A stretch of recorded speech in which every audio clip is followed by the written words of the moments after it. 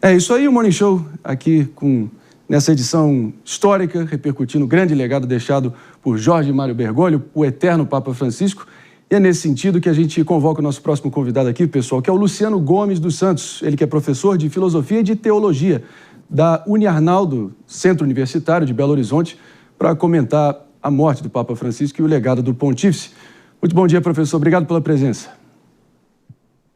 Bom dia, André. Bom dia aí, Jovem Pan, todos os telespectadores, né? Então, hoje aí nós amanhecemos com essa notícia sobre a morte do Papa Francisco e que hoje é esse momento para a gente refletir de fato sobre o seu legado na Igreja e na humanidade.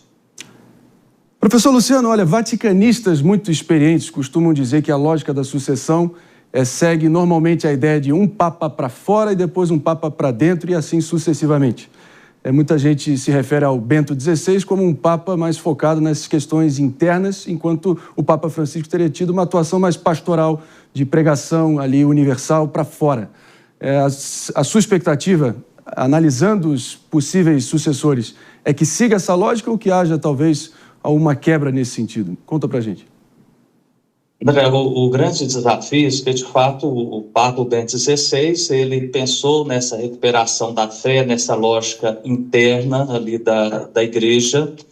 O Papa Francisco, ele já buscou esse lado da pastoralidade, a Igreja em saída, né, ativar essa alegria do Evangelho, da evangelização, né, de uma nova Igreja que se coloca em saída contra as pessoas. Então, há muitos debates, há muitos comentários, há muitas expectativas de fato, né? Então, nós teremos um próximo Papa agora a ser eleito, né? Que voltará novamente para, né, esse lado interno da Igreja, de pensar muito mais essa visão da sua doutrina. Eu analiso do ponto de vista teológico, do ponto de vista também social, do ponto de vista também de toda essa história da Igreja, né, nos últimos pontífices, que seria necessário pensar um pontífice que ele poderia fazer aí o equilíbrio, né, porque nós temos, né, essa visão muito mais, né, mais conservadora, uma visão muito mais progressista. Então é necessário um equilíbrio entre essas duas visões. Eu aposto, né, nessa eleição, que seja uma visão de equilíbrio para trabalhar essas duas dimensões. Porque, de fato, a Igreja precisa, né, encontrar no seu fundamento, que é o Evangelho, que são os valores do Reino de Deus, né, uma visão, né, que possa levar esse processo muito mais de uma evangelização inclusiva, capaz de dialogar, né, com as novas realidades do nosso mundo contemporâneo, dos novos desafios da experiência da fé, da experiência social, da experiência política e da experiência econômica, lembrando que o Papa, ele não é só um chefe espiritual da Igreja Católica, né? O Vaticano, ele é um Estado, portanto, o Papa, ele é uma autoridade também estatal. Por isso ele precisa, esse novo Papa precisa lidar com esses dois desafios. Então nós acreditamos que não basta somente se abrir, ou não basta somente se fechar novamente dentro da estrutura da Igreja, mas um equilíbrio para dialogar com ambas as partes e buscar o melhor caminho, né, de uma convivência na Igreja, de uma convivência com o mundo atual. É isso aí, muito bem colocado, professor. Eu vou com a nossa Tereza Morrone aqui para a próxima pergunta. A gente seguirá repercutindo aqui todos os contornos desse momento histórico e um divisor de águas para a Igreja Católica e todos os fiéis do mundo afora. Tereza, por favor. Olá, professor, bom dia. Eu gostaria de saber quais são os principais temas, digamos, teológicos que o próximo Se você Papa... puder só usar o microfone, por favor. Desculpa, perdão. Eu gostaria de saber quais os próximos temas teológicos que o Papa provavelmente terá que abordar. Olá, Tereza, muito obrigado. Uma questão muito importante é que, brevemente, nesse pontificado do Papa Francisco, ele abordou a questão da misericórdia, abordou a questão da opção preferencial pelos pobres, o cuidado com a casa comum, essa igreja, né, sinodal, né, que é caminhar junto por meio do diálogo, fez ali a reforma da Cúria Romana. Agora, um tema, né, dois temas principais. O primeiro, que já veio com a sua encíclica, né, de 2015, aí, a Laudato Si, o cuidado com a casa comum, a questão da ecologia integral. esse é um ponto principal, né, porque não é só uma questão social, uma questão política, uma questão econômica, mas é uma questão também religiosa, uma questão espiritual, né, baseada ali biblicamente da criação, né, de Deus. Deus viu que tudo é bom, então nós precisamos, enquanto humanidade, né, continuar cuidando dessa casa comum. Esse ano a encíclica é Laudato Si, o cuidado com a casa comum, ela está completando aí seus 10 anos.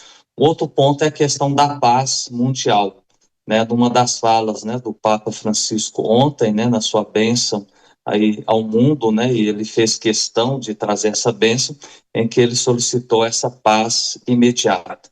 Então, é a paz no mundo, como conviver entre as diversas nações, dialogando para que haja paz, né? A guerra não seria o caminho. Então, esse seria aí um outro tema fundamental. E outro, esse tema, né, da pluralidade das crenças, da diversidade religiosa. Então, é preciso cada vez mais dar continuidade a essa convivência, né? Não é relativizar a fé católica, né? De modo geral, nenhuma religião precisa relativizar sua fé, seus valores, sua doutrina para dialogar. Sim, tem que manter sua identidade, mas é necessário, né, continuar vivendo, né, respeitando, escutando e dialogando, né, mantendo o respeito às diferenças, mas conviver com essa diversidade religiosa no mundo. E aquilo que o Papa Francisco trouxe muito, né, de uma nova economia, essa economia de Francisco e Clara, é preciso continuar repensando, né? Não é uma visão de você destituir o sistema capitalista, essa economia, mas repensar como que essa economia tem que continuar sendo uma humanizadora. Lembrando que não é o projeto da igreja, né, oferecer saídas econômicas e políticas, por exemplo, mas ela pode pensar nessa condição humana, como essa situação político-econômica, ela promove a dignidade humana ou não. Então, eu colocaria essas 4 temáticas: a questão ecológica, a questão da paz, a questão do diálogo e a questão de uma economia aí humanizadora, né, de promover a vida.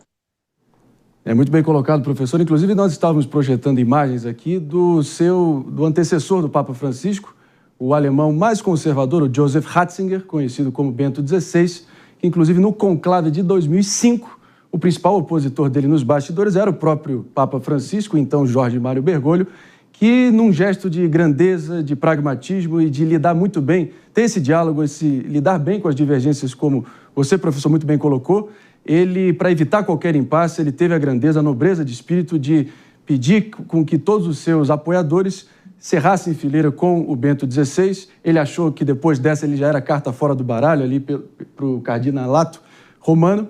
Acontece que mal sabia ele que em 2013 ninguém esperava aquela renúncia do Bento XVI, do Papa Bento XVI, e o resto é história, né, Henrique Kriegner? Vamos aqui com o Henrique Kriegner, professor, com a próxima pergunta. Exato. Professor, é muito interessante a maneira como o senhor colocou os principais pontos, né, que foram parte do legado, mas também vão fazer parte aí do desafio de um novo Papa para manter isso dentro da Igreja Católica. E essa é a minha pergunta. Quando a gente olha para a história recente, a gente vê personalidades muito emblemáticas, como o próprio Papa João Paulo II, também o Papa Bento XVI e agora o Papa Francisco. De que maneira prática, né, a Igreja, o Vaticano como Estado também, mas especialmente a Igreja enquanto instituição, perpetua o legado e o posicionamento desses papas? A gente sabe que tem muito a ver com a personalidade, com a cosmovisão relacionada a cada um desses líderes, mas de que maneira prática isso se transforma em algo que é acompanhado pela tradição da Igreja? E aí, como que a gente pode, então, entender a influência, né, do Papa Francisco também na tradição da Igreja Católica? Henrique, muito obrigado. Aí é uma questão fundamental.